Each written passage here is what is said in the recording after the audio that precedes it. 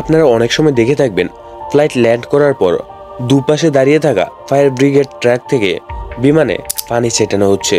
ভাবছেন এ আবার কেমন জলকেলি? আসলে এটা কোনো দুর্ঘটনা নয়, এটা হলো গার্ড অফ ওয়াটার বা ওয়াটার স্যালুট। আকাশের রাজাকে সম্মান জানানোর এক অভিনব উপায়। বিমানবন্দরে বেশ পুরনো একটি রীতি। গার্ড অফ ওয়াটার সাধারণত দেওয়া হয় কোনো নতুন ফ্লাইট বা রুটের উদ্বোধনে। আবার পাইলট বা ক্রু সদস্যদের যখন তাদের জীবনের শেষ ফ্লাইট পরিচালনা করেন, তখনও এই স্যালুট দিয়ে তাদের শেষ বিদায় জানানো হয়। ভিআইপি অতিথি বা গুরুত্বপূর্ণ ঐতিহাসিক মুহূর্ত উদযাপনেও এই জলস্নান হয়।